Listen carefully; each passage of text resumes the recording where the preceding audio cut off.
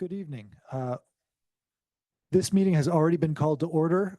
The school board is returning from executive session from 6 o'clock to 6:30 to discuss real estate and review performance of a public employee. We will now go into our workshop format. And we will turn first to our land acknowledgement. Director Jackson. Thank you, Director Williford. We are on Indigenous land.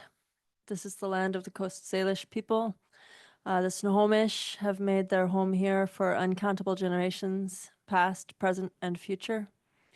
Indigenous people of this region have lived in relationship to the other than human life, to the land, to the sea, to the mountains, the plants and animals, the salmon, the orca, for uncountable generations, past, present, and future. And South Whidbey School District sits on what was once called Chakolchi. That's my best effort at pronunciation of a word in the Lushootseed language, which was passed down through oral teachings until more recent times when it has been recorded as a written language as well. This land is subject to a treaty agreement signed in 1855, the Treaty of Point Elliott, signed in Mukilteo. This treaty grants protections to the sovereign tribes and agreements with the federal government of the United States. It's a document that is available online for reading. I personally learned more about the treaty when I visited the Hebob Cultural Center at the Tulalip tribes over near Marysville. And when I asked, this was several years ago, when I asked, what would you recommend for a white person, a descendant of immigrants, as far as understanding more about this region's tribal history, they said a particular liaison at the center said, please read the Treaty of Point Elliott and understand that it guarantees us rights that we had prior to signing the treaty and that we seek to protect. And so my invitation to you today is to familiarize yourself with that document, which is one part of our shared history in this place. Thank you. Thank you, Director Jackson.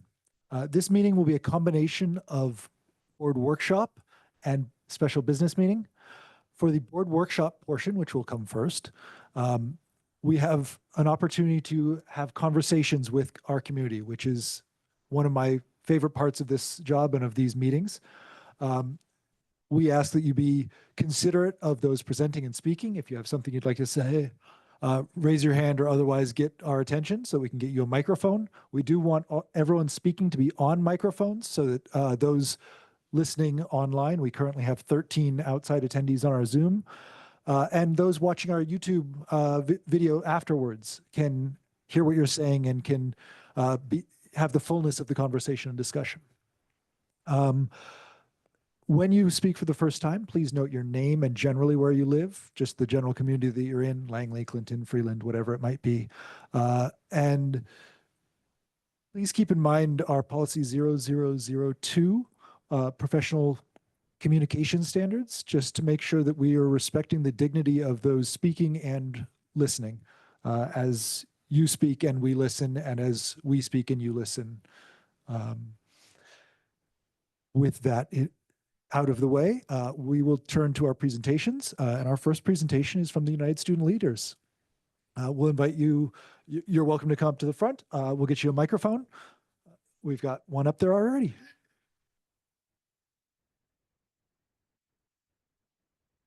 Welcome and thank you for taking the time to be here with us and share your concerns. Take it away.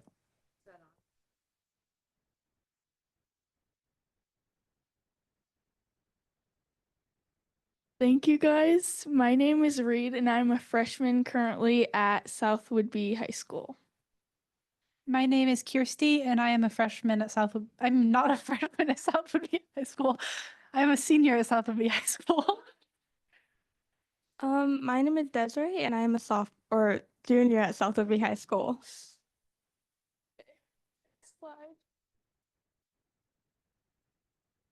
Okay, so a little background about United Student Leaders. We're a student-led nonprofit organization.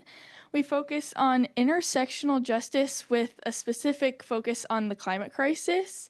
Some of our past wins have been the annual student-led walkout we host at our school, the help with the acquisition of the electric buses, the counter protest to the anti-education protest outside of our high school, the addition of the ethnic studies and the environmental science courses at our high school. And overall, we just like to fight for equity for all of our students.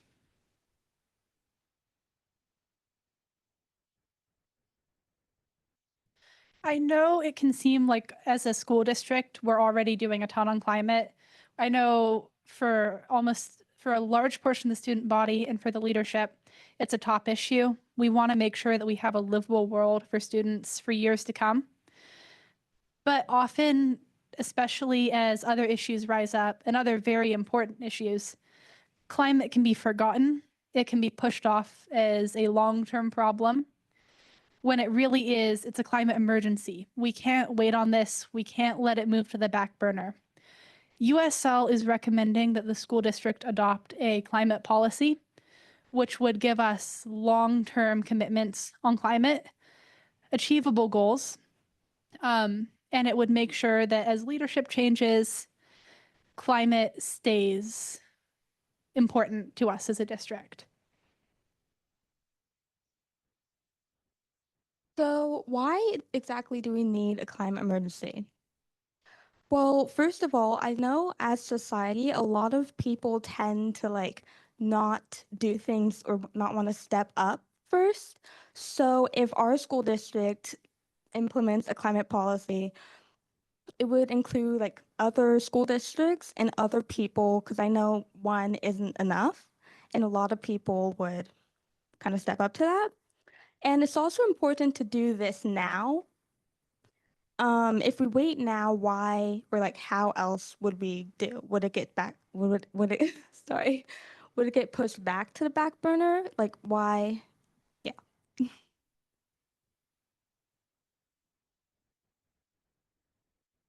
Part of this policy, we would like to include student education, make sure that there's access for all students, no matter if you're in a historically marginalized group. And it be prioritized specifically in our rural community and make sure that's on the forefront of students' minds and learning.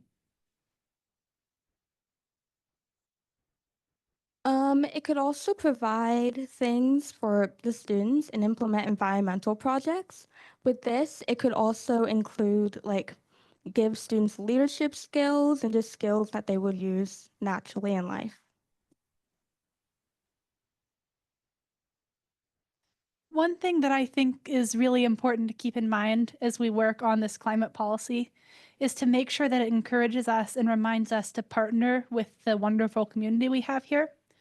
Funding is tight for our school. We don't have a ton of extra staff or money to be throwing around, but our community wants to help us. And with a climate policy, we could have a consistent reminder to reach out to the community, to look for other community groups and build relationships. And through that, we could provide more stuff like the outdoor classroom, like stuff we already have, and just make sure that we aren't forgetting that what we have through the state and through the federal government isn't all we have access to. Our community wants to help us, and we should make sure that we let them.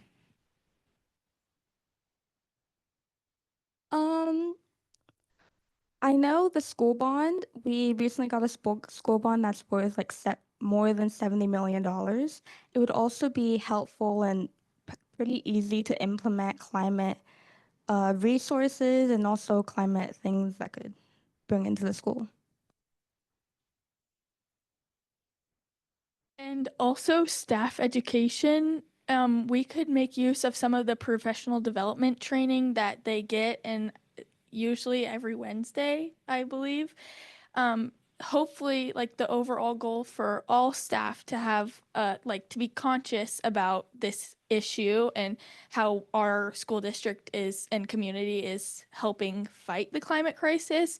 Specifically, science departments could have like more resources, curriculum, pedagogies, and like programs to access and to give to their students. Yes. And we just want to thank you so much for your time, and we look forward to working with you guys in the next few weeks about this climate policy. Thank you. Do we have any questions?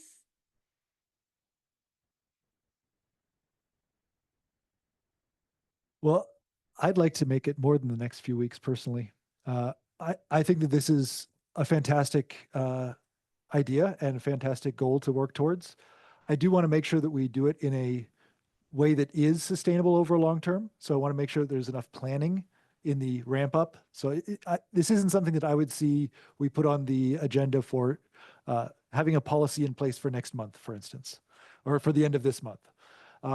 I'd love to see a group, including one or more members of USL, since you've obviously been thinking about this, with administrators and staff and community members and outside experts to come up with what is a long-term sustainable, functional, achievable climate policy for South Whitby.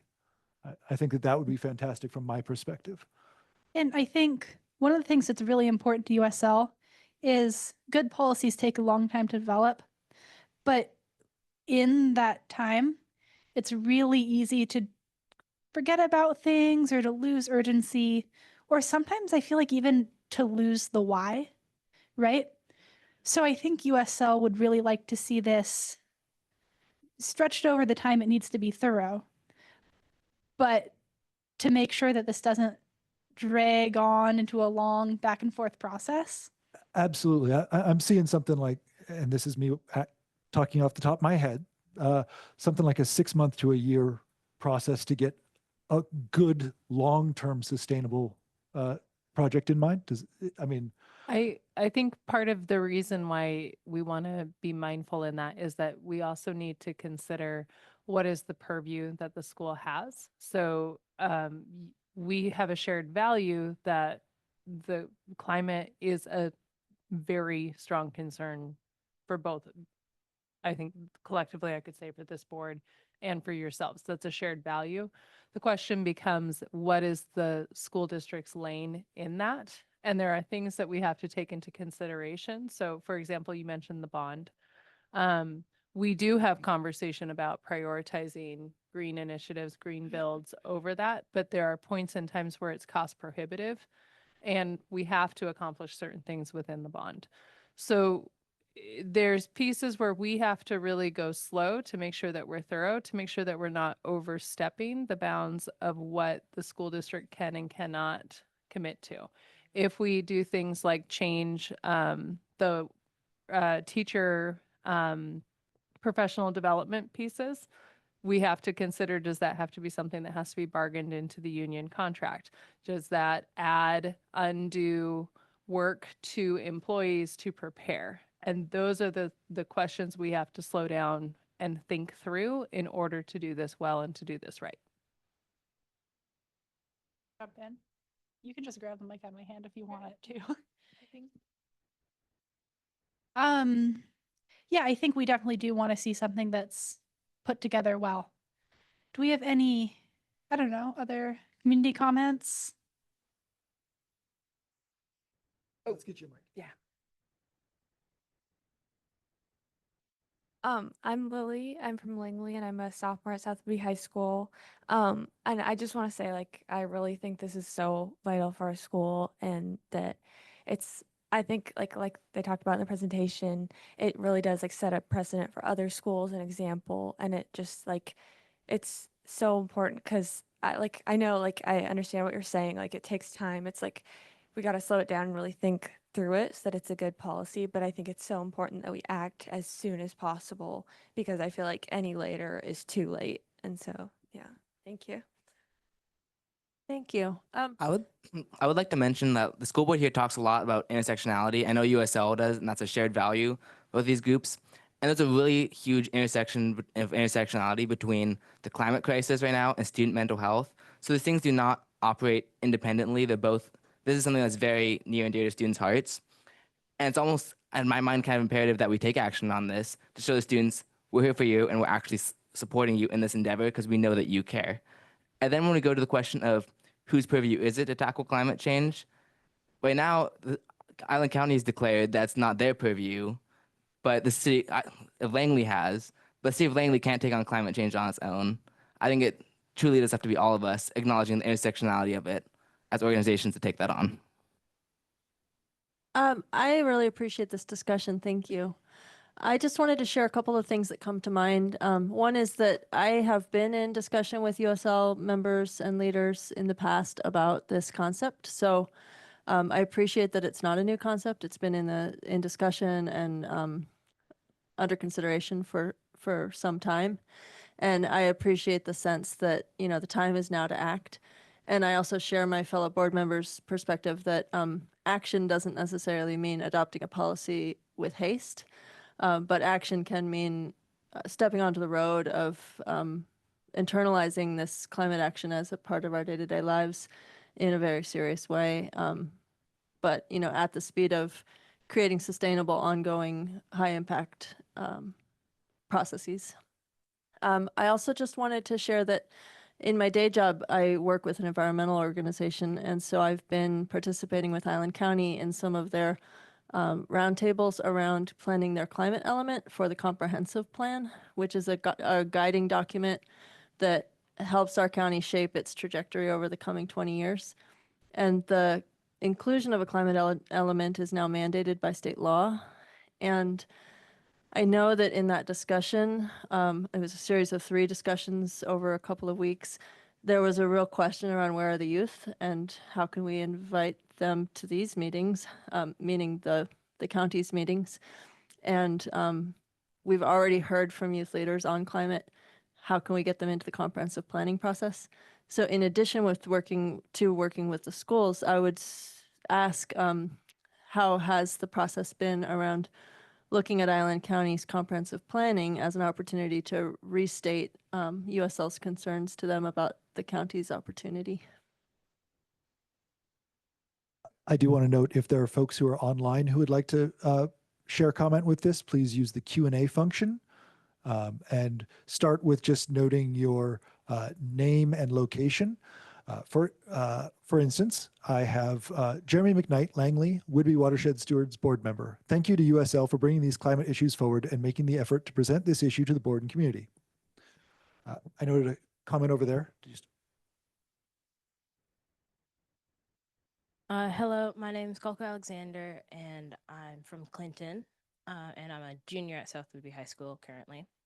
And I just want to say that I personally think that this is really important to consider. And I also understand that there's a lot of aspects that go into it, and it takes a long time to kind of form such a policy. But it's like, it doesn't just benefit our school district because it shows, as was stated, it shows other school districts that this is possible. And it also shows other students that they can make a difference and that their voice actually matters. And Yeah, oh, go ahead. I feel like one thing that I see a lot of at the school is students care about the climate crisis, but there's a lot of hopelessness. It feels like, you know, we've already messed up the planet anyway. What else can we do? Right? Like, why bother? And I think seeing the school board take decisive action would remind students that like people are still working on this. It's not something that like adults are ignoring and kids just have no idea where to start on. Yeah. I think along those lines with both what Carter said and also what you've just shared, the piece for me is I am not of the mind of creating a policy to make a statement. The policy needs to do something and or set a precedence around that. And so I like the idea of Director Williford's idea of pulling a committee together, because what I would want to see is what are the action steps that we can take. And when I say whose purview is it, that's what I mean by that, Carter, because, you know, we can say that we want to, you know, lower carbon emissions and all those pieces, but is it something that the school district can actually control? You know, and also what's going to be meaningful? Is it going to be a policy that says we're going to have, you know, composting and recycling and all these things present in our school, because that doesn't actually seem meaningful to the level of crisis that we are facing. So my hope would be, and I want everybody to hear, like, I'm not hearing that the board is opposed to exploring this. My hope would be that we could form a committee to determine what is that policy going to address. And if we are not able to identify specific and measurable things that we want to hold the district accountable to that are within the purview of what we can do, then I think it's shifting that more to a climate statement versus a policy.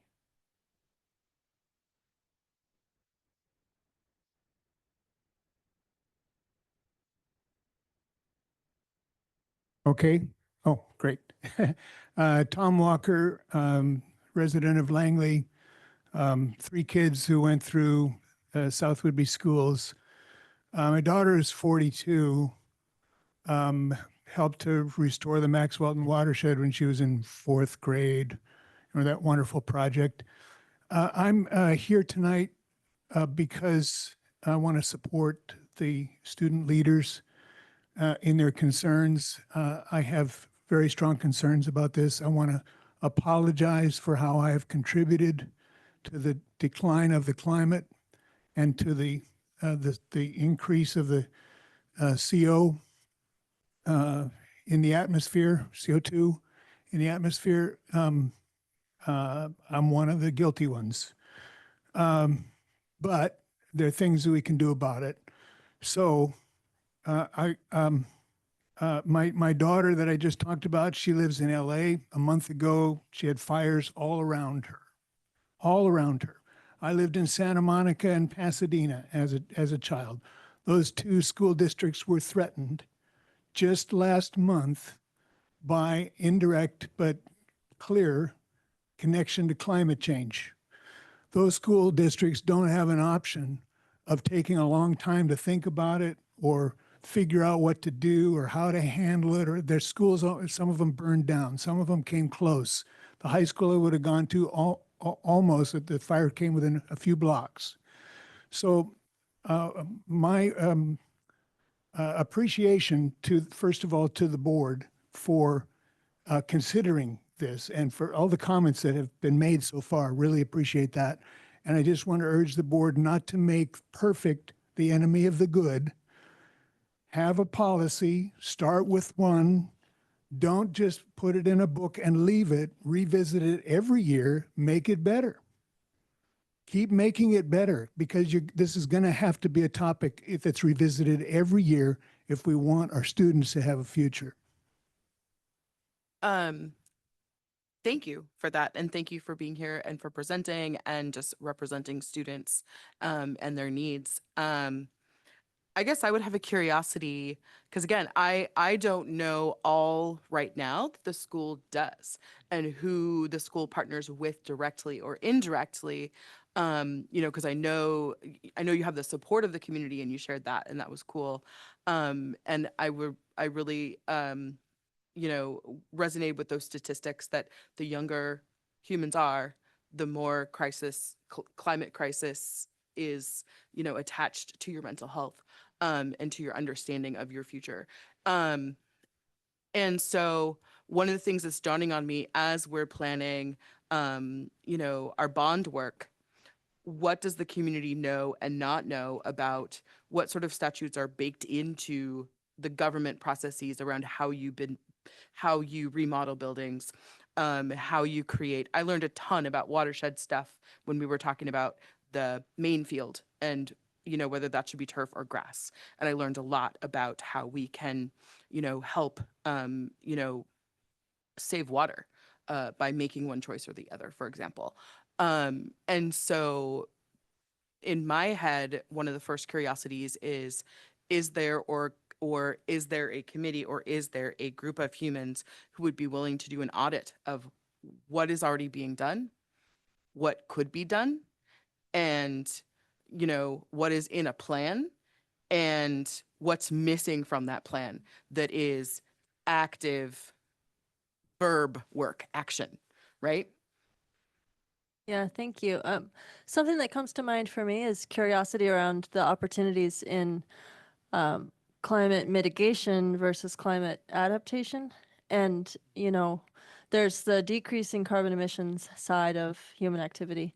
And then there's the increasing resilience and safety under changing circumstances side. And I think we need both. And I also think that this moment, while we're doing bond-funded infrastructure work, is a moment where these questions should be front and center. And I know that investments in green building technology, for instance, or in natural and ecosystem services, like for instance, having an artificial pond that is planted with species selected for their ability to filter wastewater, could be a stormwater management addition to our new field, as one example. But I know these things, they take time, they take money, they take understanding. And so I think we're already asking these questions, and I believe that ongoing participation from climate activist students will help us keep these questions forefronted. But I guess my question would be, how do we take decisive action on something as broad as climate when we know we need to do it well, we need to do it now, we need to do it right, and we're faced with financial constraints as a district? And what comes to mind around this is, we acted with some speed, but not urgency around creating our professional communications policy because we saw harm being done. We saw that lacking such a policy, people were being undignified in their treatment of one another. We wanted to interrupt that harm. So we engaged in a thoughtful process to create a policy that would really be a tool for the community to take right action together. And I like that idea that we're trying to create a tool for ourselves to take right action together. A policy should be useful. And because the question of climate response is so big, it can be hard to find a tool to use. It's like we need a whole, not just a whole tool chest, but like a whole hardware store. And so I just think I'm so interested and curious about what are the tools we need and what are the specific actions that need to be outputs of this work. I think there's a lot that can be discussed about like what goals are the best to reach. I mean, what comes to mind for me is as we develop our infrastructure and as we have the money to develop our infrastructure, making sure that we don't make short-sighted decisions about like what looks good now or what is the easiest right now versus what's going to save us money in the long term, what's going to be sustainable in the long term, what's going to make sure that our students have a future in the long term. And I think my vision for this policy, that it will be something that if students in the future, even like 10 years down the line, say, I don't feel like the school district is supporting the students on climate for some reason, at that point in time, they can see, we have this policy. Now it's time for the students and community to step up and hold the district to it. So I know the fine points of what goals are the most effective to reach will take a long time to develop. I want to make sure that they're goals that for years and years, students and community and staff at the school can watch and say, is the school board, whoever the board is at that point, still representing our beliefs? So based on that, what that actually makes me think about is strategic planning, which is a process that the district will engage in the near future, which so the piece, and that's where I come back to, is it a policy, is it a statement, like what is it that's going to move that piece? And it might be combinations of both, but where I think that actually lands is strategic planning. And how do we think about, like your word, climate adaptation? That's a good one. How do we think about climate adaptation and in a strategic plan? Because the strategic plan is typically 5 years. It has checkpoints every year. It drives the superintendent's goals. It drives the principal's goals, the teacher's goals, and there's a thread the whole way down through the district. May I? So one of the important aspects of this, I think, is the buy-in of everyone involved to take action. And in order to get buy-in, I think we need the input and participation of all the players. But I liked what was said about getting an energy audit so that we know where we are, someone third party outside of us, right? That can come in and say, you know, you've got all these LED lights, but you've got a whole wing that doesn't have them. Or you have, you know, 2 electric buses and all these distances. And right now, you know, you need to go in this direction or that. Or, you know, your lights don't turn off when you leave the room. And if somebody doesn't remember to turn them off, they stay on. So again, how do we figure out what we have and then create a plan of, you know, here are things we can do right now. We can put out better recycling bins and teach everyone how to use them and what the symbols mean and actually do that. So I think it's a combination of both, an energy audit and the making of a policy and the involvement of all of the people who can impact it, students and staff especially. And we want community input for sure, but they're not going to be here every day living in our school buildings. We need teachers and students, right, to take action. And you're right, people get tired.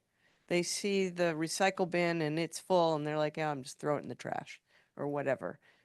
So that would be my 2 cents, is that we can do things simultaneously, but we need to figure out what our baseline is, because we have done a ton and we've got a ton yet to do. And there's not one of us, including me, who can stand up and say, we've done these things and we've not done those things, and here's the place that we are.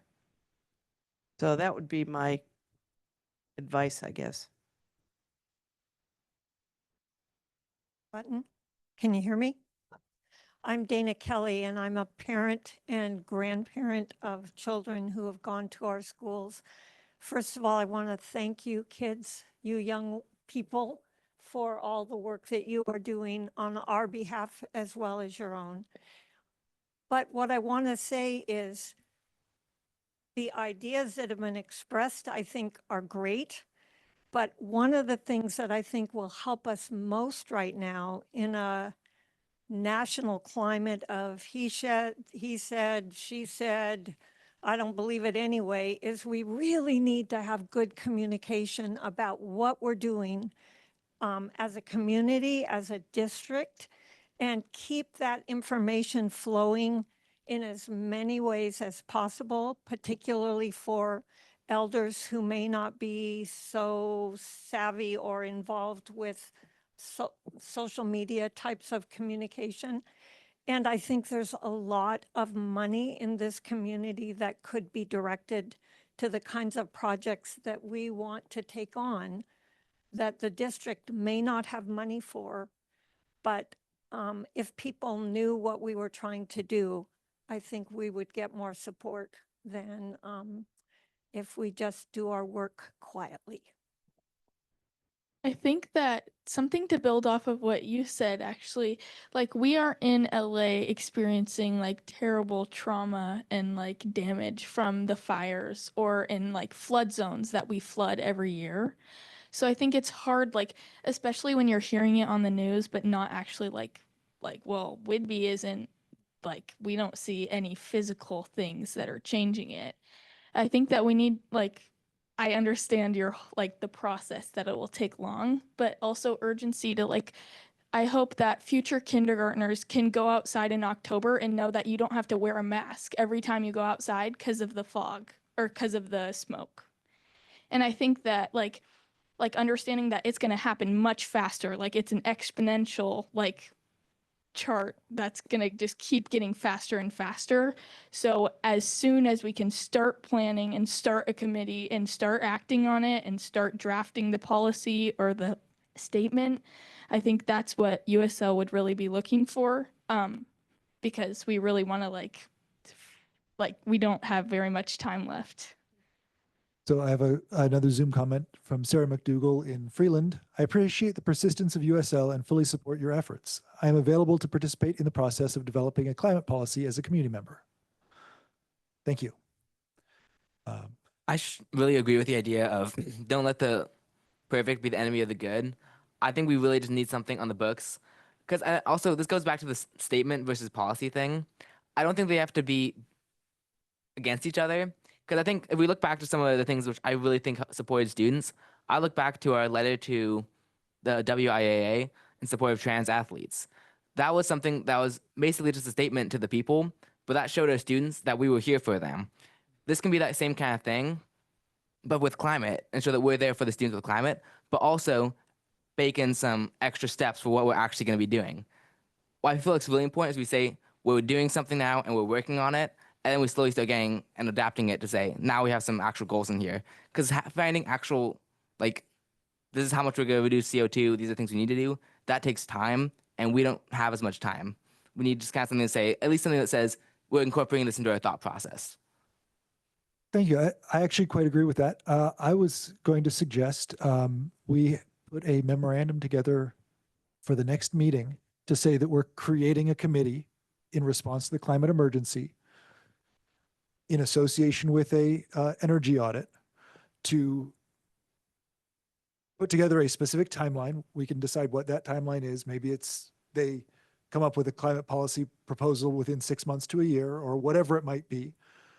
And so make it a statement and a promise of continuing action and put in their reports, to your point, reports back to the board on progress. So we keep it top of mind as we move forward to something that can be sustainable, attainable, and long-term. I like that idea. I also am curious about expanding the vision of an audit beyond just energy to include, cultural ways of being that are less or more climate adaptive. Do we decorate with disposable items or do we start to keep a reusable decor kit? How do we landscape? What is our habitat on campus? And I think programs like the outdoor classroom and the garden could be factored in as ingredients in auditing what's already present, what can we celebrate and grow, and what do we need to rein in or change?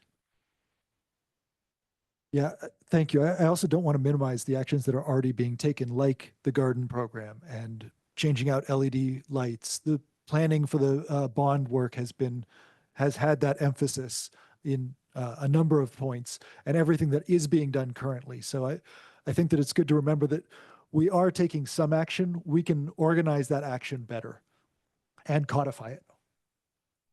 I'm in favor of this plan as well. And also, thank you for coming. I'm really on board with this. The board, when creating a committee, the board does set a deadline for the committee. So we can use that to sort of address this tension between do it now versus do it right. And I would like that deadline to be as short as possible, but also allowing enough time to do the research we need to figure out what are the things that are going to be the highest return on investment for the characteristics of our district. And to that end, I think that we're in a transition time where we're going to be ending our time with our longstanding superintendent, Dr. Moshe, at the end of this year, and beginning work with an incoming superintendent, Dr. Clifford, who's here in the room. And so I just really think this timeline around hearing back from the committee should allow time to hear from both superintendents in the room more than once and really get the perspectives of outgoing and incoming staff leadership on being allies and partners and leaders in this work. Brandy Langley. I just want to say, I just don't want to disregard what I don't know, Dana, what she mentioned as well, because she's part of the community and just trying to make sure that the elderly some kind of way know, because they're not on social media all the time. I don't know if it's going to cost money for flyers or whatever, something to get mailed, but so that they know as well, because they're getting things in the mail and they actually open up, mail, unlike, some of us. I don't really open up mail that often. so that they can be a part of it, and then they can provide some of the resources that maybe the school district may need. But I think that they also need to know what's going on, and social media is not an avenue for them to know what's going on. Thank you for that reminder of what was said. I would also note that we often have at least one reporter from the South Louis Record who either attends virtually or watches the video afterwards, so we can perhaps talk with them to ensure that there's coverage in the record of this ongoing process and ways to get involved. Because, as you say, social media isn't going to reach a lot of the people on the South End. I think the record has a good non-overlap with social media, if and also doesn't waste additional paper of sending out mailers.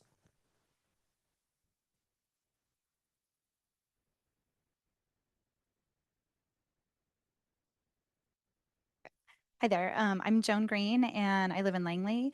My daughter Tori graduated 2 years ago, and she's in New York now, and she's thriving. She's actually going into environmental studies, and she was part of USL. So as a parent and just as an adult, I really think that what the kids are asking for us is to be leaders, and it's actually, frankly, kind of embarrassing that they have to ask us to do this because we've really created this crisis, and it's up to us to really, as leaders, to help them and to do what they ask. So I appreciate your, I loved it when you were saying like actual action items that we can take to put this into place and to do it urgently, because like they were saying, things are exponentially growing and getting worse and worse. And so we just really need to act as soon as we can. And I wanted to say things like in terms of making things perfect, Derek and I started Repurpose Would Be in just a couple of years. I think it's less than a couple of years. We've got like 200 people that are bringing their recycling and hard to and reusable items to us, and like it's a whole community event, and people are so fired up. So there's a lot of interest in that kind of thing here on Woodby, and we have so many resources. There's like, in addition to the money that you talked about and stuff, we also have so many experts in environmental like careers and people that are retired who are really experts in this field. And so we can call on them, and they just want to give time and energy to this. So yeah, I applaud you in coming up with like these actual steps that we can know that we're going to take today to move things forward. Thank you. Thank you. We had another comment about the Repurpose project, but since it was duplicative with that one, I'm going to count that as noted. Charlene Davenport, Clinton. And on the communication, Dana, particularly for those who are in the retirement community, if you've got information, got to be paper, can't be online, it's got to be a paper copy, and you put it out to the senior center. I've done it on other things, and you put it out to where those seniors will congregate. Carrie Whitney asks, is it possible to have a policy draft in 3 months? Thank you all. I would just be cautious about 3 months because it can take time to get schedules aligned for a committee to actually meet. And that would not allow for our new incoming superintendent to have voice in the process. Correct. Yes.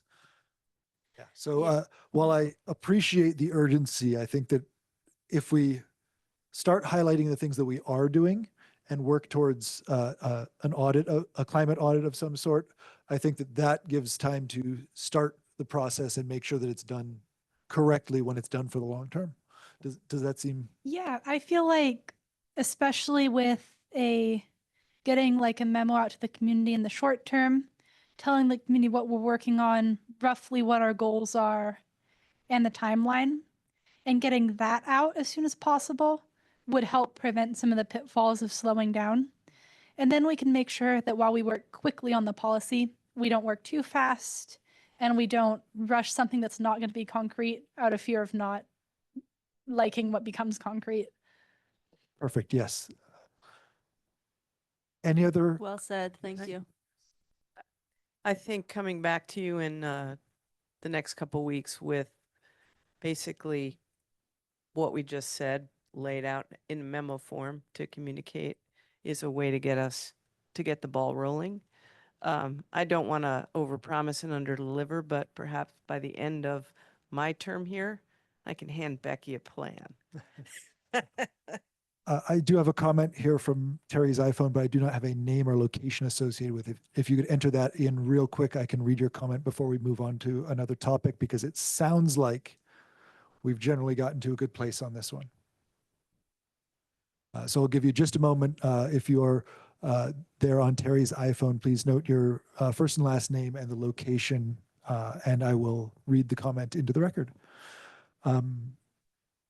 There we go. Terry Fristad in Clinton. Sorry about the pronunciation. I believe we need to support the immediate need for the biggest impact. Yes, get a committee going and invite seniors to be on a committee. Don't wait 2 years. This has been flagged as an issue since 1992. We are behind in response. I think that the, thank you for sharing that and emphasizing the urgency on this. I think that we're setting a timeline that has as immediate as a school board gets action, followed by a medium-term plan that leads to a long-term plan. Okay. Thank you very much. We'll move on to our next order of business. Thank you very much for USL. And for all those who contributed. And I know people often like to step away, but if you could stay for the superintendent's update, I would appreciate that, because I think some of it's quite relevant to the world we're living in right now. I want to give you an update on where we are with some of the information that we have received via executive orders and their impact on our district and our state. So we're waiting for clarification on a variety of issues, because we, like everyone else across the state, in school districts, will follow state law and respond to the Office of the Superintendent of Public Instruction, who has been communicating in crisis mode, like we did during COVID. We typically communicate on a every 3 months basis, and now we're back to every 3 or 4 weeks. So the issues that we are hearing about are federal funding, Title IX, gender inclusivity, specifically our trans athletes, and immigration issues for our students. So I'll start with federal funding. Superintendent Chris Rakedahl from OSPI has said very clearly, and it's on the OSPI website, that the federal funding issue is in direct conflict right now with state law.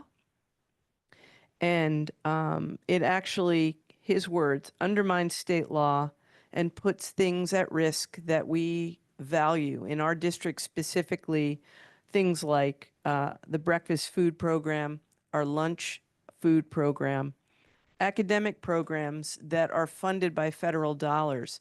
If anyone here is familiar with South Whidbey Academy at South Whidbey High School, that is funded directly by Title I dollars, which are federal dollars, and special education programming. The belief at OSPI is that these things in the long term will not be those programs that are impacted, but the threat is there. The programs they anticipate will be impacted, sorry, Lori, are federal grants that are competitive, like our grant that supports our, I'm sorry, the acronym's gone, Lori. Yes, a very important resistance program for those who are dealing with substance issues and prevention. So those are the things that are at risk when we talk about federal funding and whether or not it's going to come through for us. And in our district, it's right around $1 million plus the additional programs that are not the formulaic programs, like Title I, like Title II, which supports all of our professional development, like our IDEA funds, Individuals with Disabilities Education Act funding, several $100,000s a year. So these are the things that we worry about We don't have answers on them, and I'm not trying to instill panic. I'm just providing information. Title IX protections. The Title IX protections of 2024 have been rolled back. Those protections from 2020 are what are in place. So Title IX has not gone away. It's just been rolled back. The very real issue is the federal order on protecting females is the title. And it has everything to do with certainly athletics, but acknowledging those who are gender different gender expression, those who don't conform to the binary. So again, in our district, it's been something that we've talked about a lot. We have a gender inclusivity policy. We have a policy that clearly states, in compliance with state law, that students may participate in the according to their gender expression. And they may use the locker room according to their gender expression and the restrooms according to their gender expression. And that is something that remains in place in our district and in our state. But the federal government has put a ruling down that is different from that. So that will take time for the process to work out. We remain under policy and under state law and committed to all of our students, including those students whose gender expression may differ from the gender they were assigned at birth.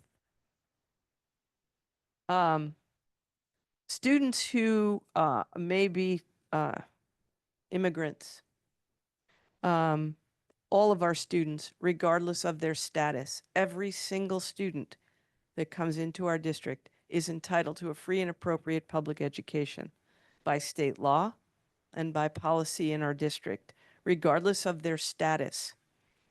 So we may not initiate any engagement around that status.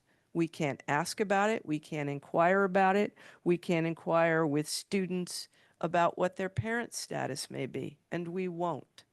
Not only by law, but by policy, and the board will be talking about those policies this evening.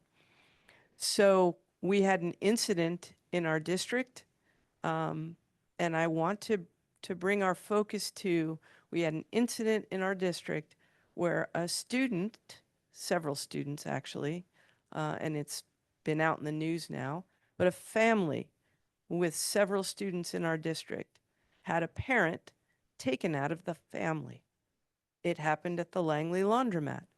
Now imagine, if you will, you're a child and you had two parents at home this morning and this afternoon you don't. And that's where our sympathies and our empathy lies, because we are educators in a district and we care about all of our kids, and their family status impacts their well-being. And so we care about that. And I personally won't back away from caring about that. If I use words that may or may not make people feel like I'm taking one side or another, I'm taking the side of students, and I will continue to do that. We had a frantic phone call from a very frightened parent to our building principal saying, I don't know what to do. And so we are always going to respond to the call for help. And I'm not ashamed of that, and I won't hide behind that. The last issue is our own state's education budget. At the state level, they're focused on three very large items: special education, transportation, and what we call MSOCs, which are all of the other things that school districts do, like athletics and additional funding around transportation and teachers that aren't funded by the prototypical school model, and so on and so on. So there's a lot of work going on now at the legislative level. There are 70 days, I believe, left to session, 74 days to go. So when folks want to know what they can do, you can contact your local legislators. Tell them to not only support the big three, but in a district like ours, we have a transitional kindergarten program for students who would not otherwise have any preschool opportunity. And that funding is threatened to not only go away this March, but to go away completely. So those are the things that I just wanted to make sure the board was updated on. And I wanted to be really clear on information that I sent out to our community about families, a family in crisis, and how we responded to that. So that's all I have for my update. Any questions, I'm happy to take them from the board or community. Thank you. Joe, one piece that I would just also add to that with the TK programming is that not only does it provide students in our district with a preschool experience that they otherwise wouldn't have, but it also helps reduce the cost burden on families of very hard to find childcare.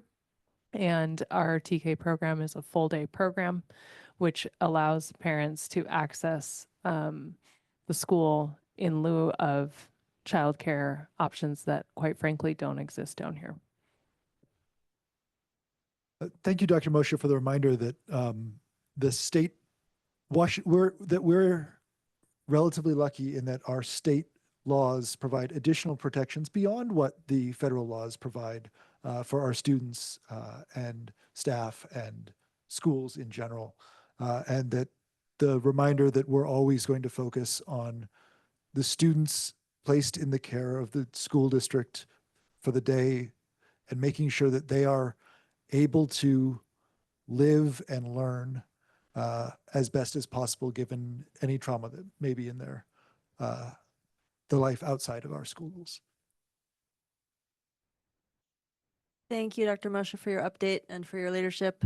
I too it's a heartbreaking thought to imagine a family of children going home and missing a parent at the end of a day.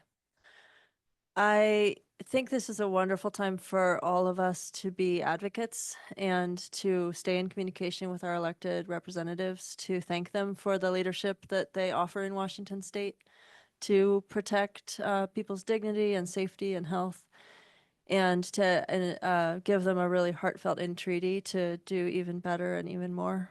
And I know that our Washington State Legislature is dealing with a pretty gloomy budget forecast. So they're only humans trying to make do with a pretty tough math equation. But I just think if people feel compelled to be in touch with elected officials on behalf of students and educators, reaching out to Representative Shavers and Representative Paul and Senator Mazzal and, thanking them for doing what they can to ensure that Washington State's students continue to receive fair, equitable, inclusive, and inspiring educations that I know they appreciate hearing what they're doing right as well as what's wrong. Thank you. And if you want more information on those big 3+ transitional kindergarten, please reach out to the board member that you know the best. And if you don't know any of us, please reach out to me.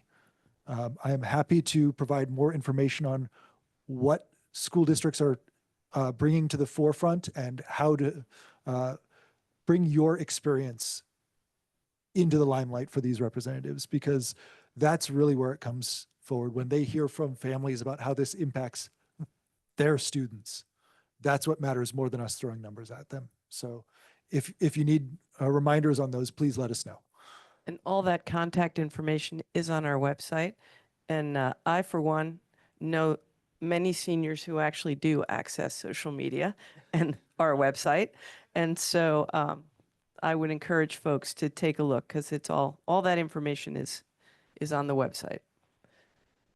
I also want to mention, I'm sorry, a useful app called 5 Calls, where you can very easily click in and engage with a U.S. representative or a U.S. senator from your district around an issue that matters to you. It gives you a quick link to reach their contact information.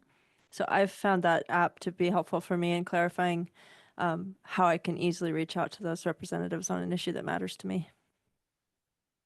Another tactic that I use quite frequently when I was concerned while my husband was deployed is I just saved their phone numbers in my phone, and anytime I had a thought that worried me, I just called the appropriate person in our US Senate and made them talk to me.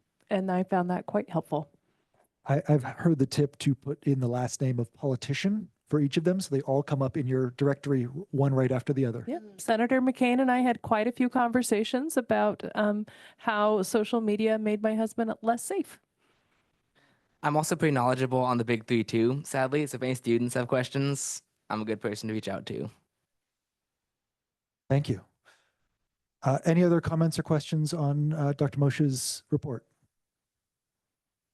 Okay, I'm not seeing anything from Zoom either, so we will move on to our next section. Thank you very much, Dr. Moshe.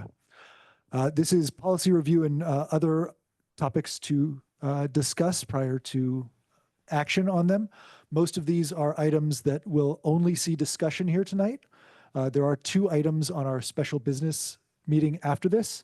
We'll highlight those individually.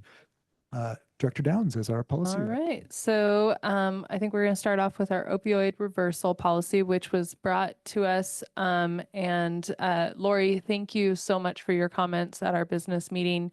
We chose to table this policy to take into account the suggestions that you had. And so I would love for you to share again what we have here. Well, I had a chance to go over this policy with Emmy.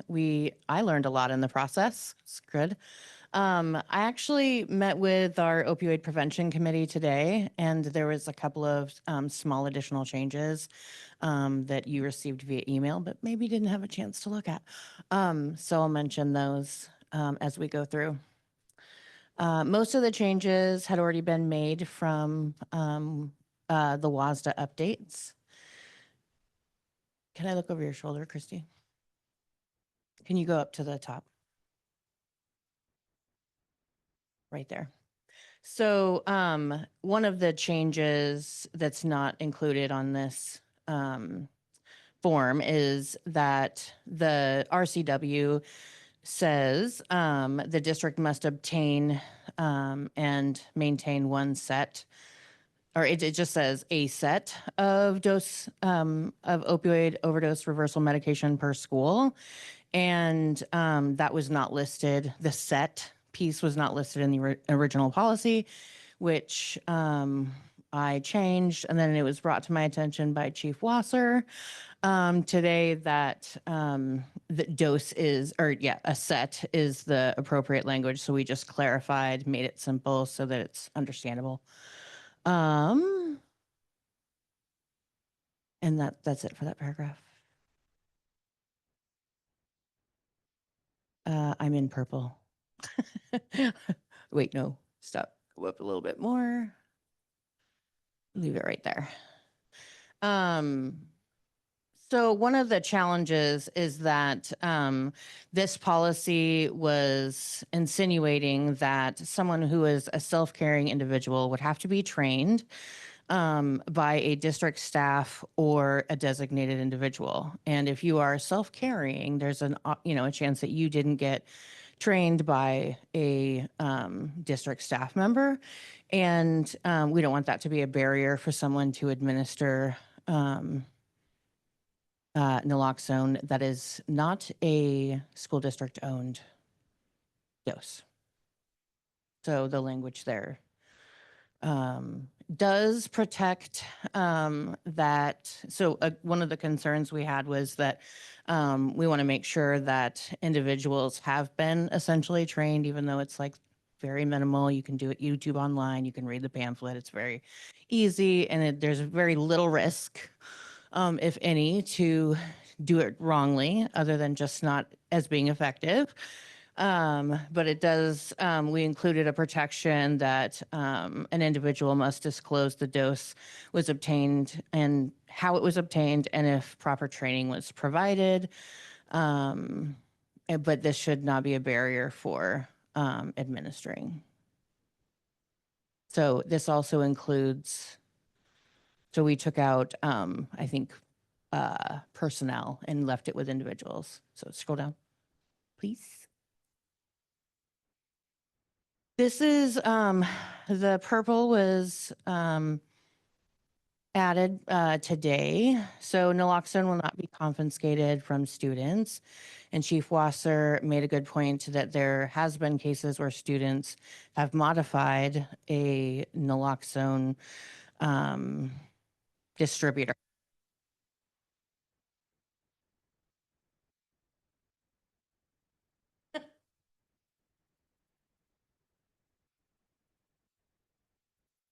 That students in other districts, not here, have modified that distribution method to hold other things, we'll just say. I don't want to be specific. And so this would just protect that district staff could, in fact, take that if it has been, if it's being misused or appears to be tampered with or may not be actual life-saving medicine. And then I think scrolling down. I'm so sorry to interrupt. It's Grammar please. Queen here. Can I just suggest a different phrasing? Absolutely. That something like naloxone will not be confiscated from students unless it is being misused or has the appearance of tampering? Mhm. Thank you. Thank you, Christy.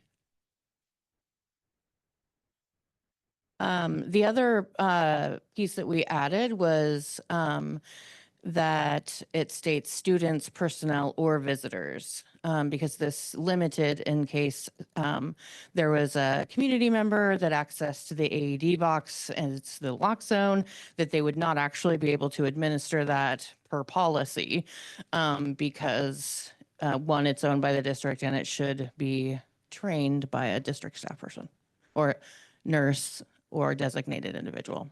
So just trying to clean up any barriers.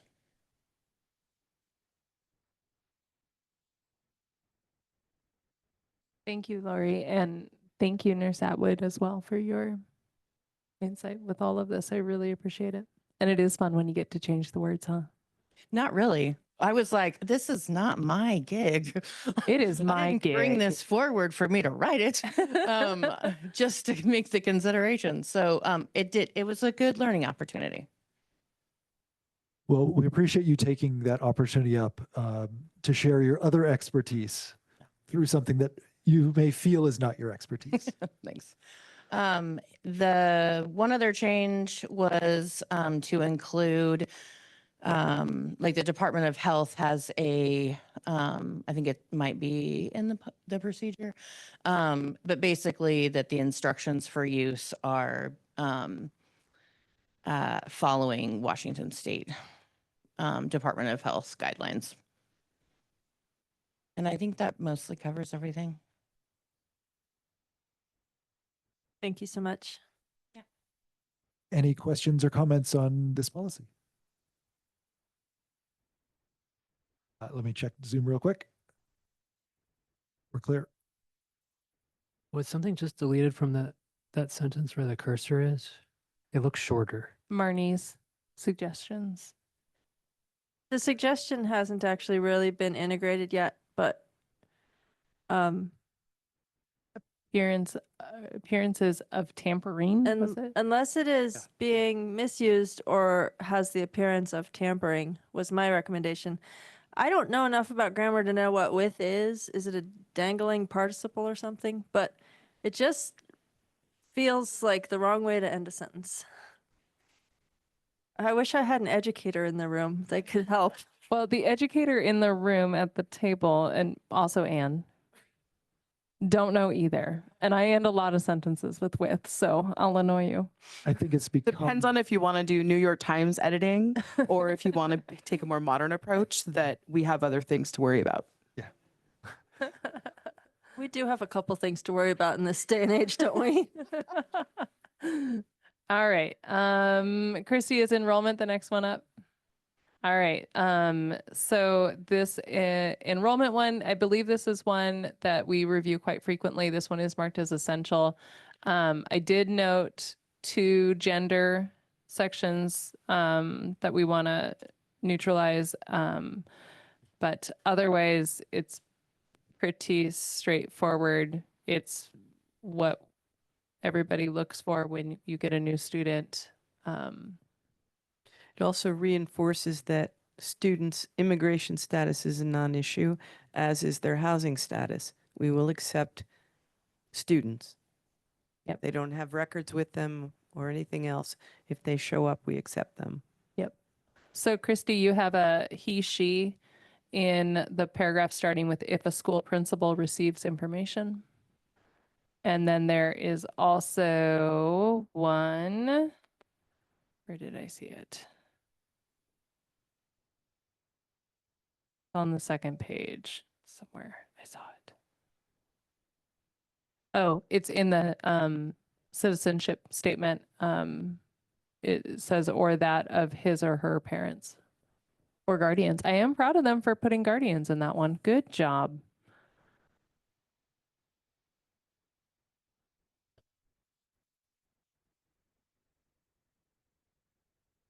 And oh, I see another one. Students with a parent/guardian in the military.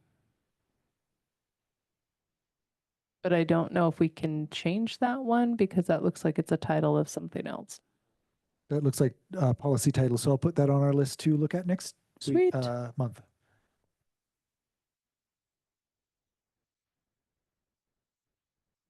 Okay. Any other thoughts on that one? Riveting, I know. Okay. On to interviews and interrogations of students on school premises. So what this policy is largely covering is anytime that we have interactions with law enforcement or sometimes Department of Children, Youth, and Family Services will come in if they need to follow up on a report that has been made or check in on students. Essentially, this says that we will allow that to occur. And it's in recognition that sometimes it is safer for that interview to happen in a school rather than in a home. Just a note for those watching at home or later on, most of these are policies that are already in place. In particular, this one and several more that are upcoming are ones that are already in place. We're just checking to make sure that they are still suiting our needs. Yep.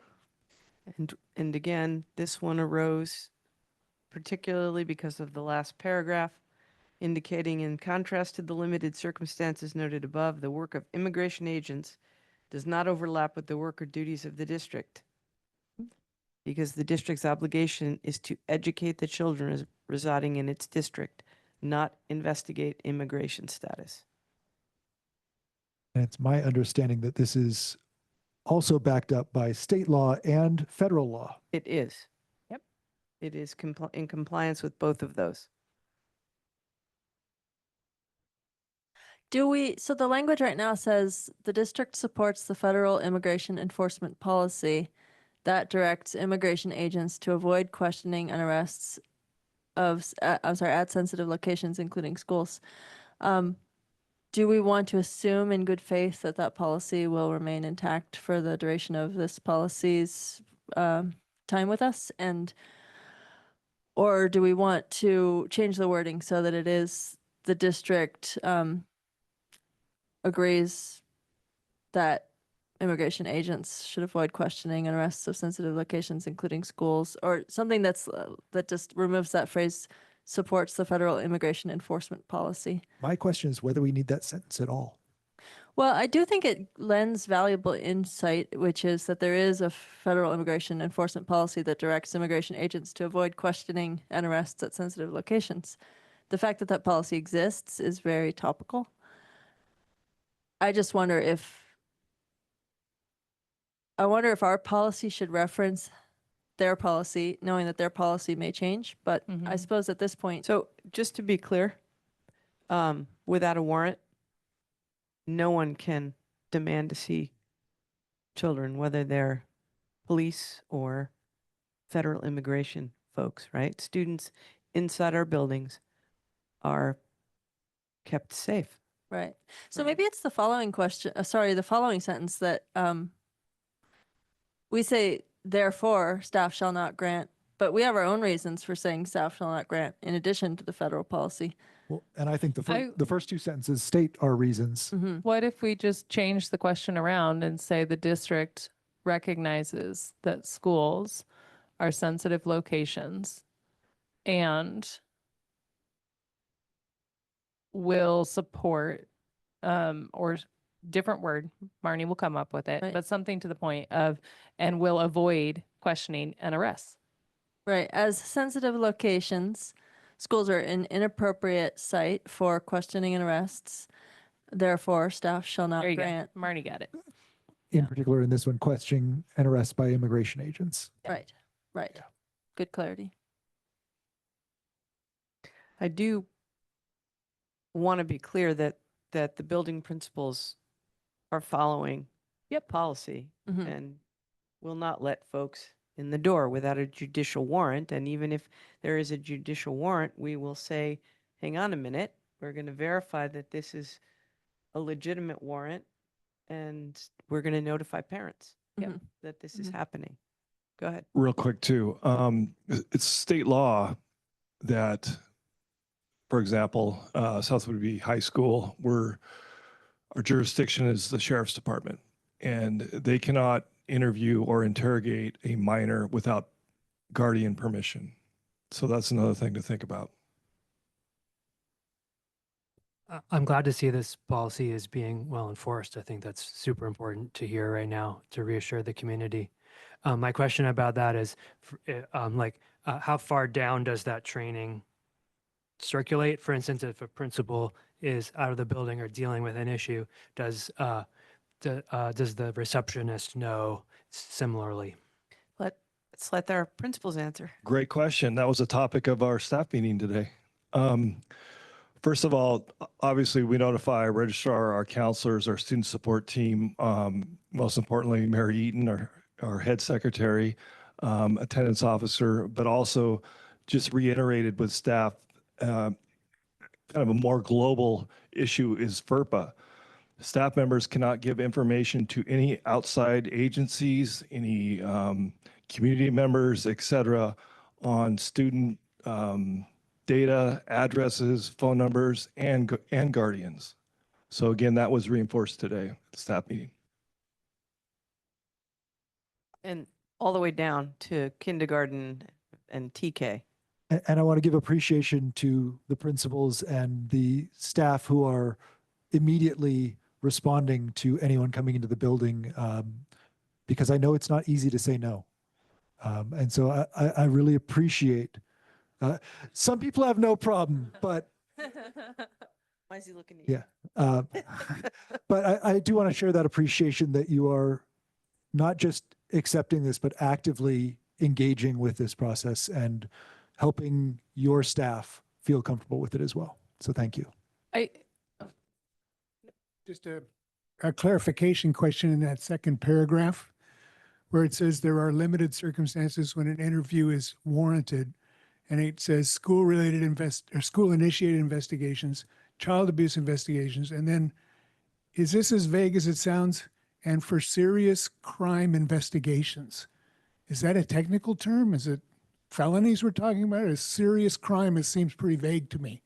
If I'm an INS agent, isn't what I'm doing enforcing serious crime?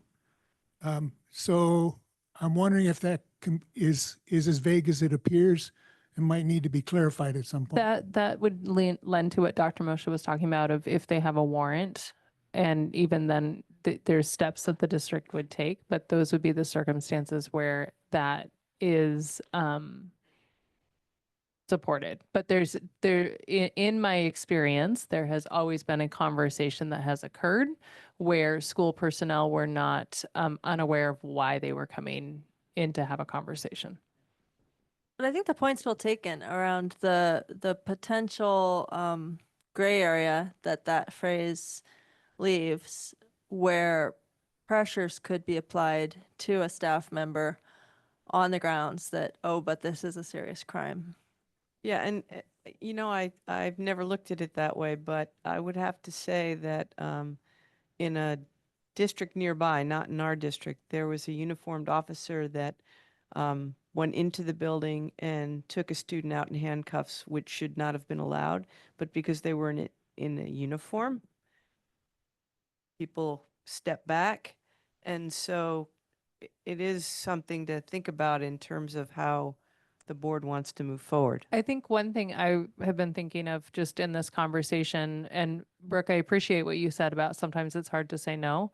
What we did with our policy for civility was we added language and coaching around what somebody could say so that when they are in that activated space and they may be reaching into flight, fawn, or freeze, we can give them words. And so I wonder if it might be helpful based on the staff meeting that you all had to develop a procedure that goes with it. That's just a script of what do you say, what do you do? If you do have somebody in a uniform, what do you do? So we've got a community comment back there. Can we get a mic to Mr. Rose? Rufus Rose, Max Walton Road. It sounds to me as though you're talking about things that are in conflict at the local, state, and federal level. And you're uncertain about where to go. Under those circumstances, it seems to me you would be very wise to seek legal counsel before you take action. Thus far, I don't believe that there is a conflict between federal, state, and local law on this, but there could be in the future. And if that did change, we would absolutely seek counsel. We actually did seek And we did counsel. seek counsel on this one, and we'll see that in the next. particular sentence we can. Yeah, that's what I was going to say is I would love to see council's definition of what a And serious if crime you look is. at our procedure here, it's becomes very clear who can get in and who cannot. Yes. And how we intervene. What I would suggest adding to it is what words does a person say? Because when they hit that heightened level, just giving them some language similar to what we did in 001 or 002. Can certainly do that, but just for reference, if folks are wondering what we will do, if you look at the policies online, there's a procedure with this one that is very specific about what principals will and will not do, but we can certainly add some language for folks to be helpful.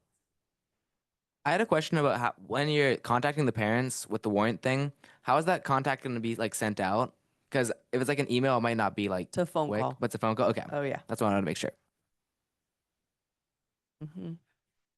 In a As town like Director Brown ours, it said- might be drive down to where, they buy their groceries.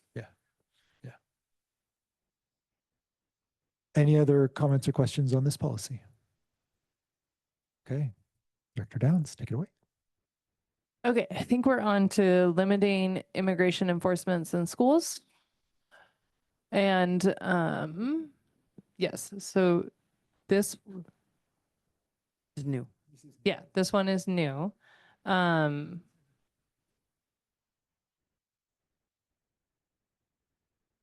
It's current. Yes, but this is one we are bringing forward, not one that others.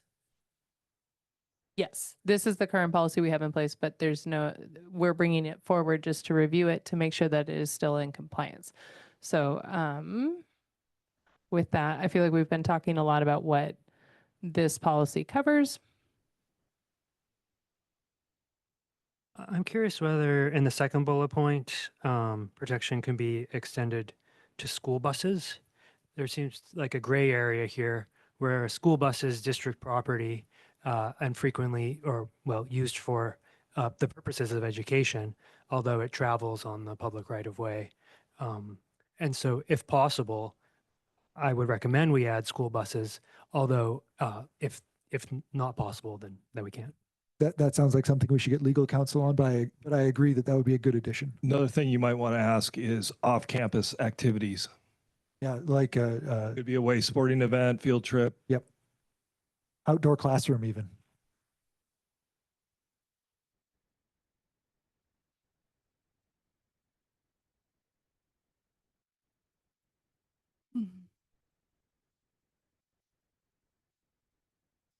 This policy could also use just a little spot checking for grammar and punctuation. There's a couple extra spaces. find and replace for 2 spaces to replace with 1 would be useful. And there's a missing period on the end of the sentence right above immigration enforcement on school campus. I do have a community question from Barbara Shady, Clinton. How would a student get from the safety to the school grounds, to the car picking them up, or to the bus taking them home? At what point do the school protections expire? I noticed in the policy, it does note sidewalks as part of the school protections, but there could be some question of if they're walking to a parent's car or something like that. So that sounds like something that we would need legal guidance on. Thank you for bringing that up. And this is why we do workshops with the community. I would also like to note my appreciation for those folks who are staying through all of this. Usually when folks come to talk to us, they leave right afterwards. And I really appreciate people being here to participate in this, whether you're just listening and taking this in or actively commenting. I appreciate the participation. Thank you.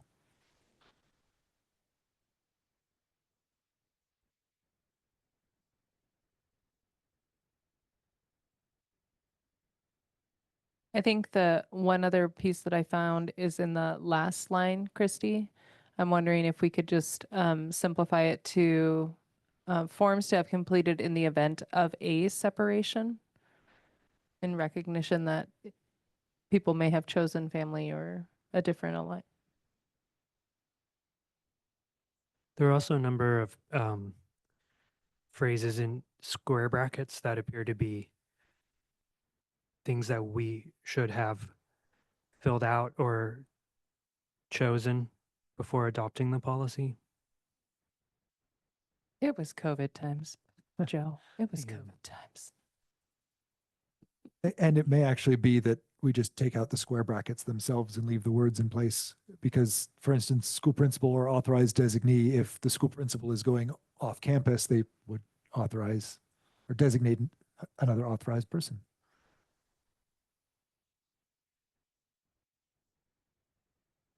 Any other comments or questions on this policy? I just want to make sure the principals feel like they have what they need. Yes, please.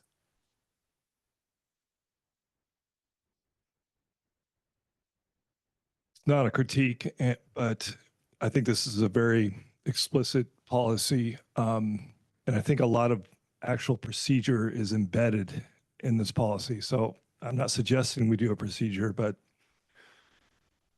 we could have one. You do you.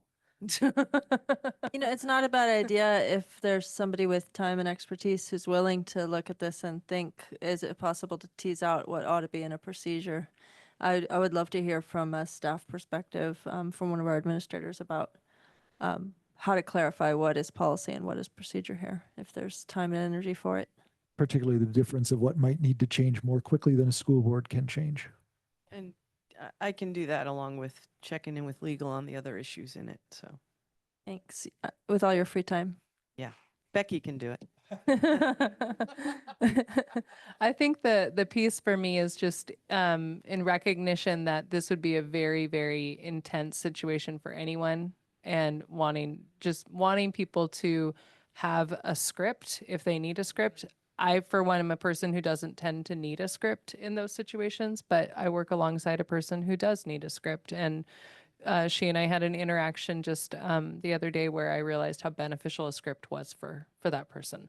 So I think just thinking, who is the most conflict avoidant, soft-spoken human that you work with, and would they have what they need to protect a student in this situation?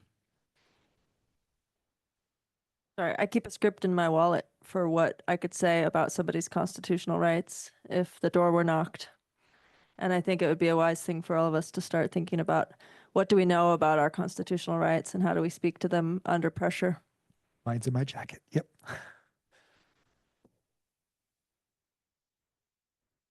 All right. On to district relationships with law enforcement and other government agencies. So again, this is existing. We last reviewed this in 2019.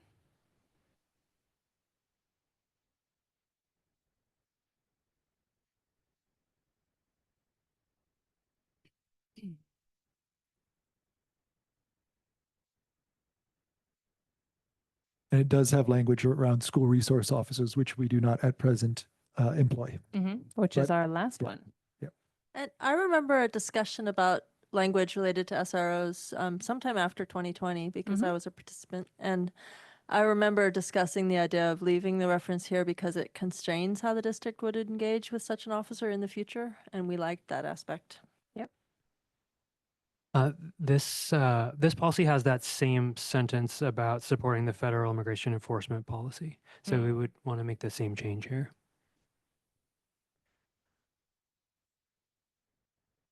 And I think we could even use the same sentence, Correct. Yeah.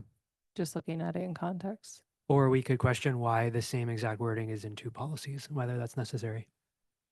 Because sometimes you just pull the policy that fits the moment and you need the sentences in both.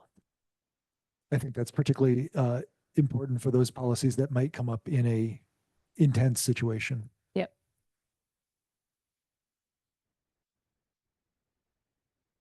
In the back?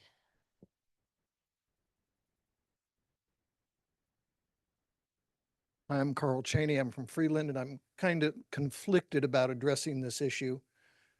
I grew up in Oregon in 1998. Kip Kingle, who lived right down the street from me, shot up a school.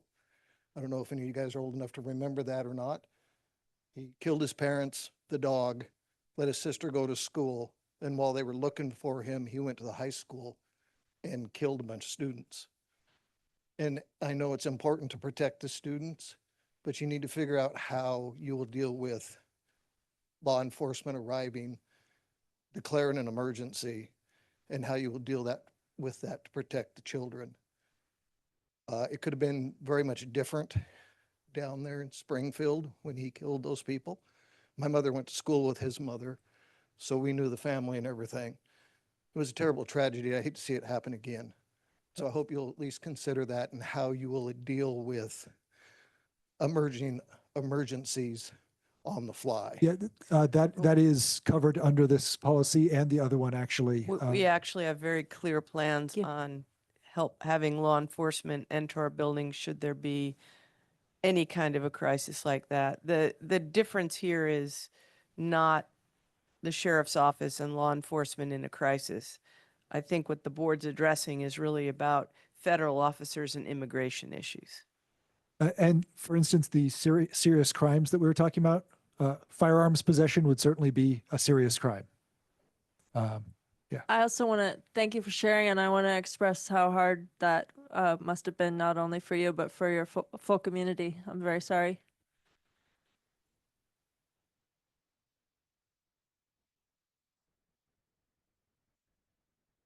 All right. And our last policy for the evening, School Safety and Security Service Program. This is a new one. We currently do not have an SRO. And so Dr. Moshe and Director Williford help me track, but I believe every year this one comes up and every year we have this conversation. This is our groundhog policy. And it's our groundhog policy because we don't have an SRO, but we every year choose to keep the policy in the event that should the district want to add an SRO, we could. That's the policy, the previous The prior policy we're on. Yeah. That was the previous one? Yeah. Yeah, This this is an this SRO is new. specific This one. is this is new. an additional SRO Oh, policy. good Lord. I've been doing this too long. So my recollection is the previous one, we talked about removing the reference to an SRO, and we decided that it actually was providing guardrails around That's correct. how a Yes. district would responsibly engage an Yes. SRO Yes. And we so had that that a conversation. future board wouldn't do a thing that we found unpalatable. Right. I don't think we've seen the other one yet. Okay. Yeah, the other one's new. This is new. Community relations, it's totally brand new. Can I hear from you, Dr. Moshe, about whether you think that there are aspects of this that are relevant? Um,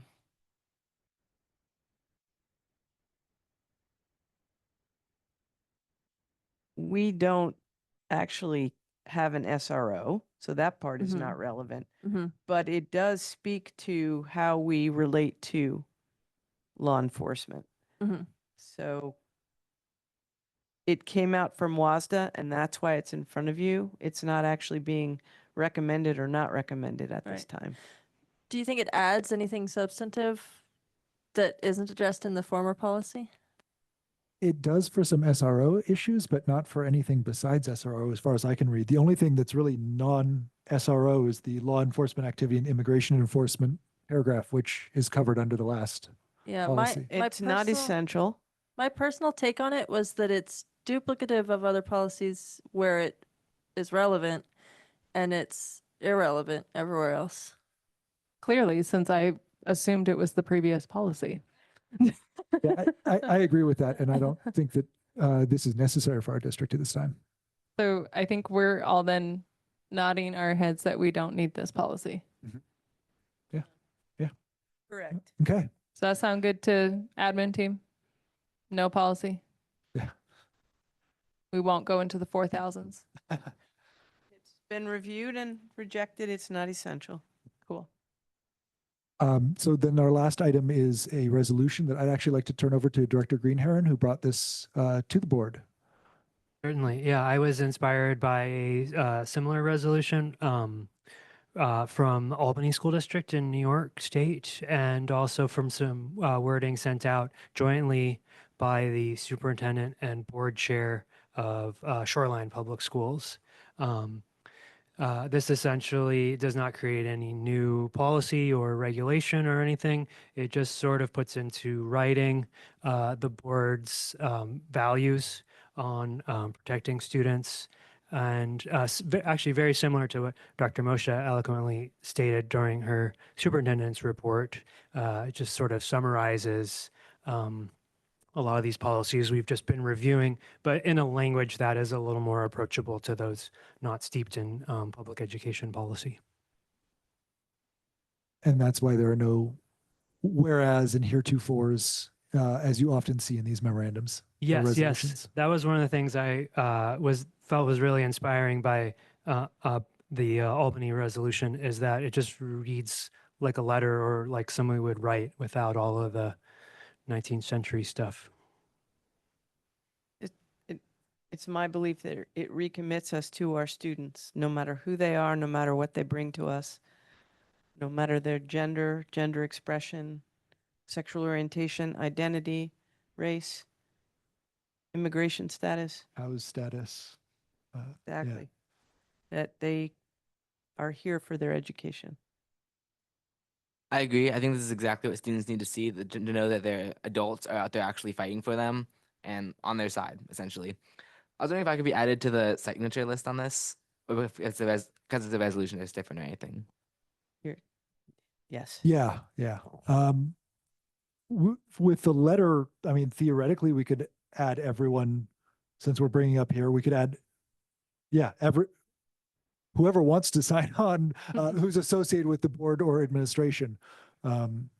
And we'd be happy to have you as signatories on the letter, but the resolution would be from the voting members and attested by the superintendent as secretary of the board. Yeah, I really appreciate this, and I feel like it's a great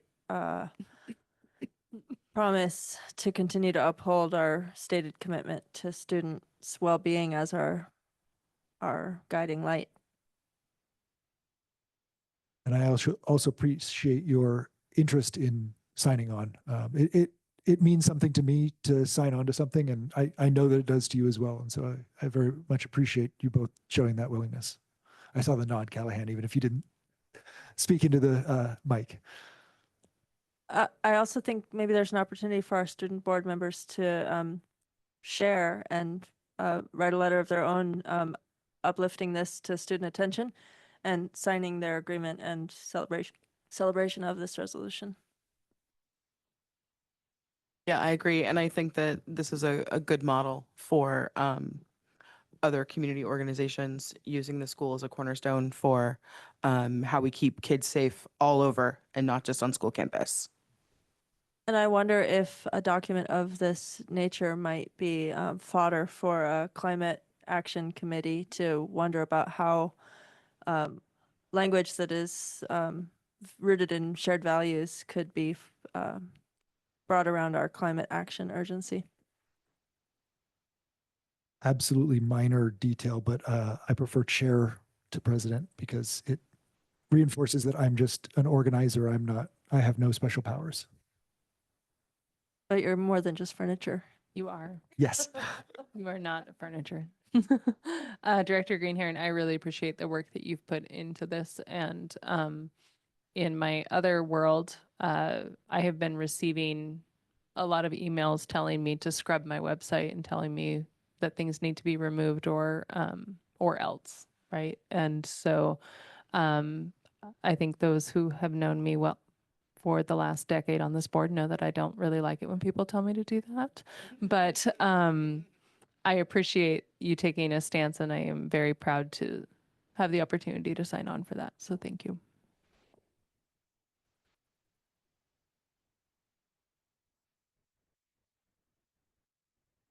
And so this will be one of the 2 items on our new business at the special business meeting this evening. I have just one content question, which is because citizenship is a layer of privilege that each of us on this board has, it is factually accurate to say we are citizens. And is citizen the right word for describing our role in that sentence as members of and public servants to this community? Might be a way of naming our roles without bringing up a layer of privilege that we have and that some lack.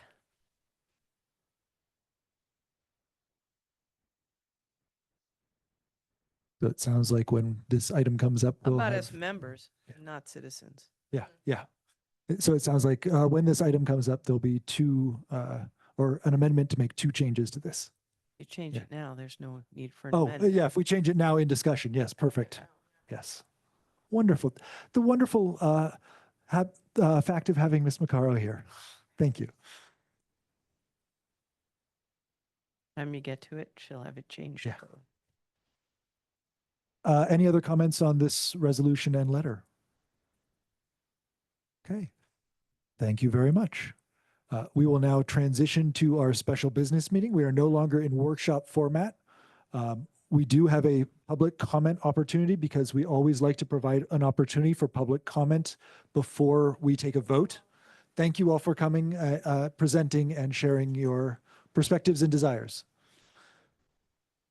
So we are moving into a special business meeting. So this is no longer a conversation between members of the community and the board. This is an opportunity for the board to take action, but first for the community to make statements up to 5 minutes for public comment. If you would like to do so at this time, please let Ms.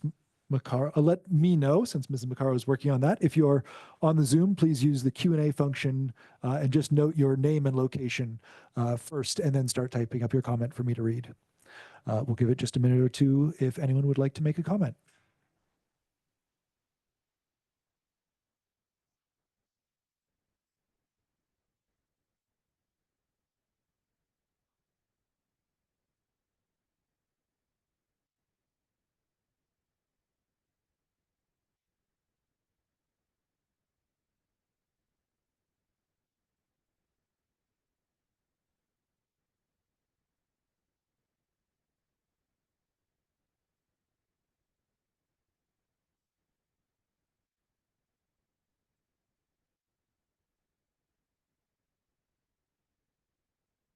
Seeing no comments in the Q&A, we will move on from public comment. We'll now be in our new business section. Our first item is Memorandum 2425-22, approval of a 20-day supplemental contract with Dr. Becky Clifford for the purpose of superintendent transition.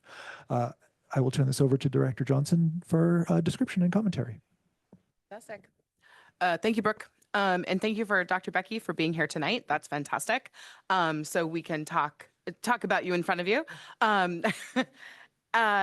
We have put together a supplemental contract for Dr. Clifford so that she can come and be in transition alongside Dr. Moshe during this period of time when she doesn't have full duties here yet at South Whidbey School District. This gives her time to meet the community, to go into schools, to really start learning our spaces here, being on campus, being out in the community, getting to know us a little bit more, and also start to learn, start to be able to come to these meetings and be in the interior of everything that's going on so that it's not quite such a large leap when she moves into the position permanently on July 1. This is a supplemental contract, and so it is only for 20 days of work, and they will be long and exciting days, I'm sure. And we are currently still in contract negotiation for our full contract. And I will just say, I will speak for myself as a board member and someone who has never hired a superintendent before, that I had a learning curve in working in this contract. And we have had the pleasure and the privilege of having a long-term superintendent. And so those contracts, anything that happens, it's not a complete and total rebuild. And so this was not a plug and play situation. It was a brand new process. And so I want to thank the team that's working on this and Dr. Becky for her patience as we continue that work together. This memorandum is an approval of the supplemental contract for Becky to come work with us and work with Dr. Joe and be on campus. Is there any discussion to be had among the board members? I just want to clarify, it's not 20 contiguous days, it's 20 days as she sees fit between now and the official start of her employment. Thank you for that clarification. It isn't 20 contiguous sequential days. It's 20 days throughout the rest of the school year to be able to, because that way, Dr. Clifford and Dr. Moshe can work together in different elements and get the flavor of the district in different time periods throughout the rest of the school year. Thank you. I just want to extend my gratitude once again to Dr. Moshe for giving us such long notice of her retirement so that we could do a thing like this and have a transition period. And also thank you to Director Johnson for working on the contracting.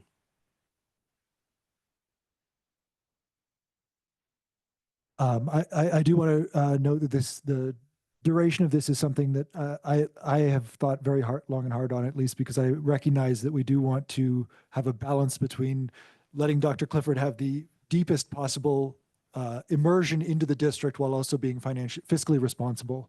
So I do think that the 20 days or 4 weeks, however it breaks up, is a good balance there. I also want to just thank both Dr. Moshe and Dr. Clifford for the interest in working together. I think that the collaborative transition is going to be of service to our district for years to come, so that we don't have to watch Dr. Clifford reinvent the wheel, and also so that her confidence in this new position will be strengthened so that she can be creative in her new role. So I'm excited about what this makes possible. Thank you both. And I think one more note too, as is demonstrated this evening, Dr. Becky is always welcomed in our district from here on out. And so the invitation stands, the welcome stands for her to be here beyond that 20 days. But this, like Dr. Williford mentioned, Director Williford mentioned, you just got an upgrade.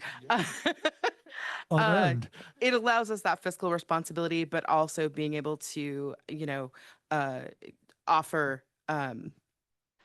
remuneration for those days.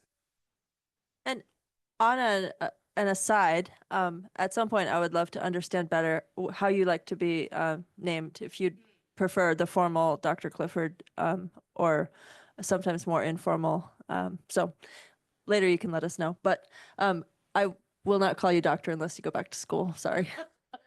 I am nowhere near putting in the time, effort, or money to achieve that title.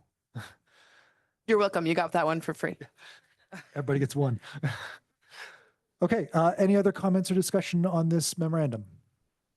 Student representatives, may I have your advisory votes, please? Aye. Aye. Thank you. All those in favor of approving memorandum 2425-22, please say aye. Aye. Any opposed, please say nay. The memorandum has passed. The only other item on our new business for this special business meeting, memorandum 2425-23, approval of resolution 692, resolution on inclusion, equity, and community, and letter of support. Ms. McCarroll, have you had the opportunity to make those updates? Thank you. Any other comments, debate? Yeah, we didn't look at the letter of support because it's not a resolution, so it's not board business. But I also drafted for Dr. Moshe's final wording and approval, of course, because it would go out with her name on it as well.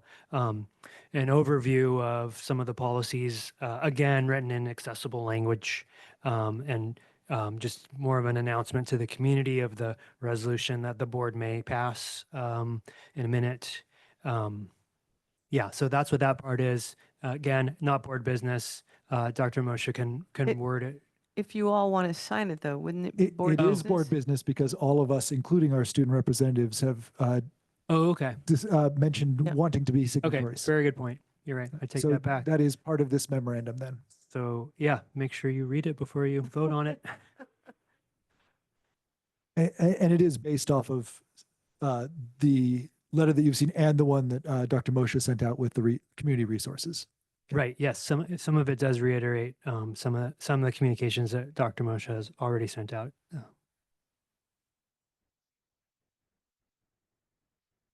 Any debate, discussion on this? I just want to be clear that I appreciate that we are all together on this and support this. I fully expect folks to, I expect that there will be some people who don't react as positively as we all are reacting to it. So there may be some feedback.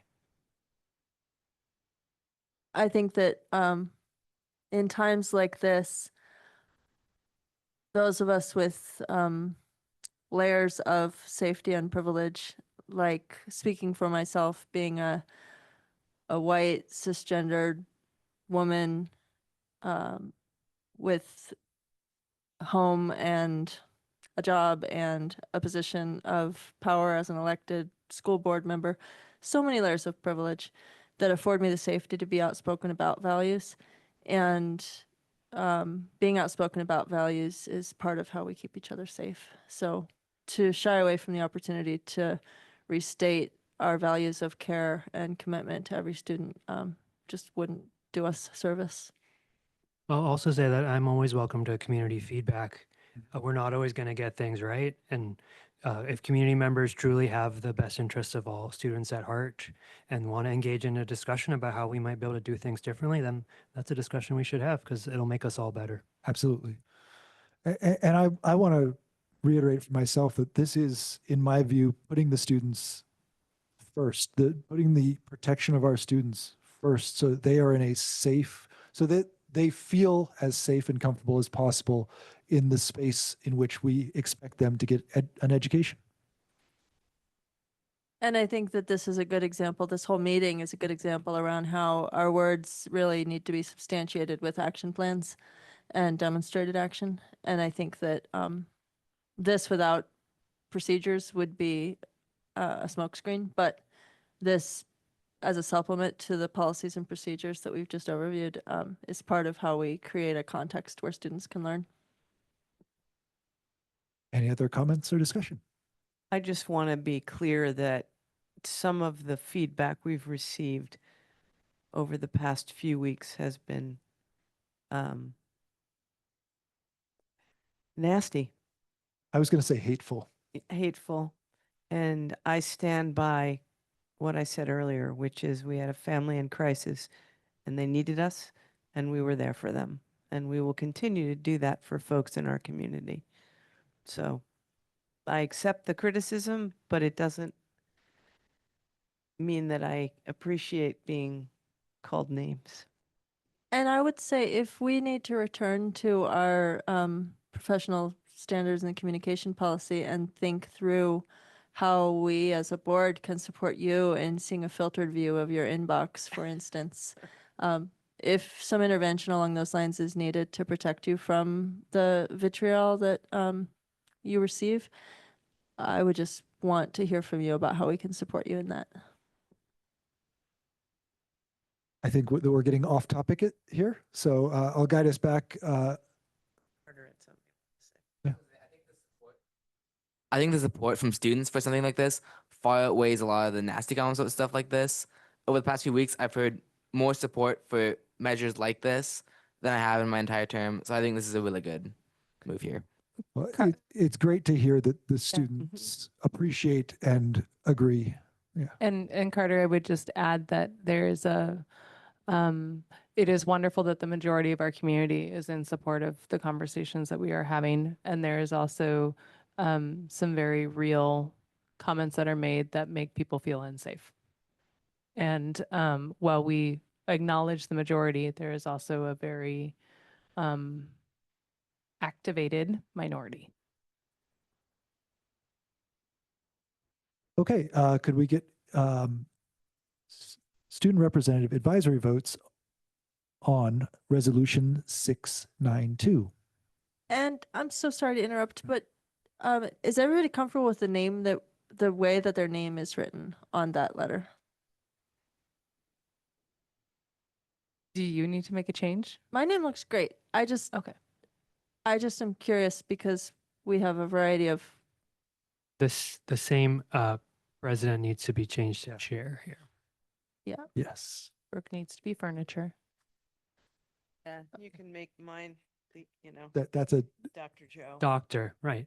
Yeah. Okay. It just looked like it was a little inconsistent from other times when we've typed our names. And Joe, are you Thank you. going with Joseph or Joe?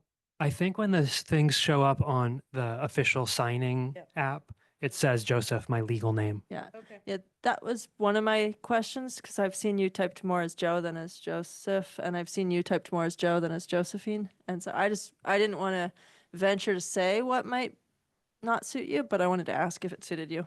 Yeah, I assume it was formatted in such a way that when it shows up in the signing app, it would align. okay. Let's vote. Student representatives, may I have your advisory votes on resolution 692, please? Aye. Aye. Thank you very much. All those in favor of approving resolution 692, please say aye. Aye. Aye. Any opposed, please say nay. The resolution has passed and will be presented. This is now the end of the special business meeting. And this meeting is, as soon as I find my gavel, adjourned. Thank you and good night.